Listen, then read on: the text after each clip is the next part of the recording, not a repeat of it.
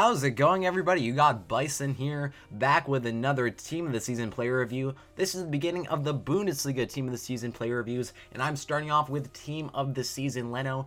Guys, this is a very, very in-depth review. I played about 7 games with him, and I did not expect this at all out of this card. Remember, on my second Inform Leno review, I called him the best German goalkeeper.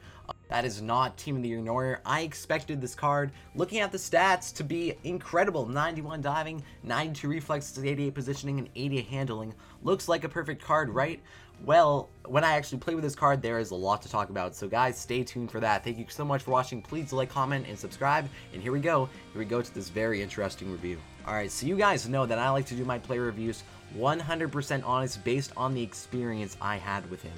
Goalies vary from person to person. Some people will say, oh, this goalkeeper's terrible, while others will say, what are you talking about, he's the best goalie ever. That's just how FIFA works and what makes it so hard to review goalkeepers. Even when I have a bad experience with a goalkeeper, I try to take other people's opinions into consideration and really make sure that I know that he is bad, but remember, it's just how I play with him. It varies from player to player. With Team of the Season Leno, everyone, I found some parts of him to be vastly overrated to how he played in game, while some of the other stats were on par from the rating. I found him in some respects to be very similar to a second Inform, which goes for about 70,000 coins cheaper. This doesn't mean that he's a bad card in general. I just felt like when I looked at this card, I was expecting a top flight goalkeeper overall to come out of this card. He looked better than most of the Team of the Seasons or Informs that have came out this year, and it really wasn't just that for me. So I'm going to start off with his positioning, which I found to be the biggest overrated part about him. I did not bring Team of the Season Leno out of net that much. I left him in it most of the time, unless on 1-on-1 opportunities when you really had to, he would come out on his own. What the problem was on 1-on-1 opportunities, he would not cut down the angle well. He would leave too much space for the ball to be kicked through him. He wouldn't take up a lot of space in net, and he would leave space for the ball to go past him. You see here, it's a cross to the left side.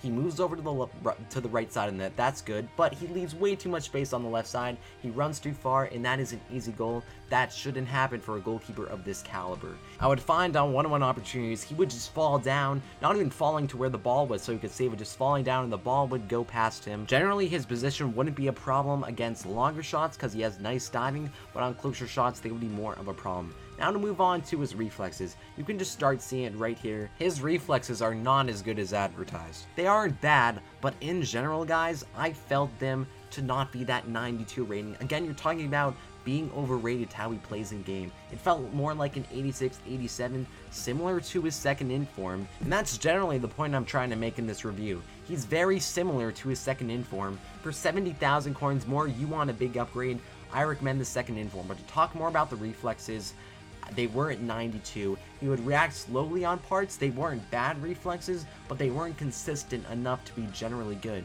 I've played with goalkeepers that have 90 plus reflexes. Inform Handanovic, name one of them. Team of the Season Leno didn't really feel like that for me. His handling, an 88.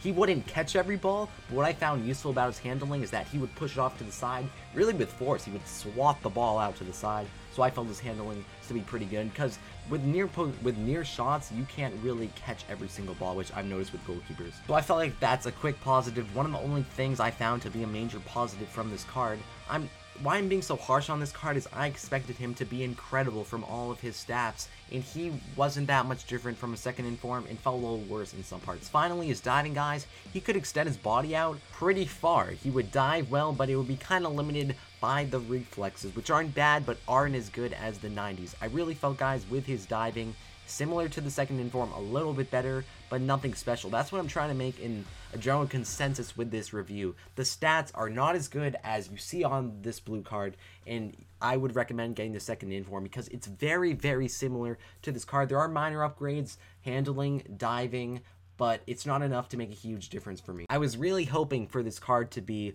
one of the best cards ever because the second Inform was really that special, but it really wasn't anything special from what I've seen before, and some parts maybe seemed a little bit worse. So final rating, guys, I'm going to give him a 7.5 out of 10. I recommend you get the second Inform, which is a lot cheaper. I personally was very frustrated with this card, didn't have a good experience, but again, I'm trying to give a general scope of what I'm going to see for most people, and didn't see anything too special to spend that extra money money. So that is finally it with this very complicated review. Hope you guys enjoyed. I put a lot of effort and thought into this one. Please comment, like, and subscribe. More Team of the Season reviews out soon. Thanks for watching. See you guys later.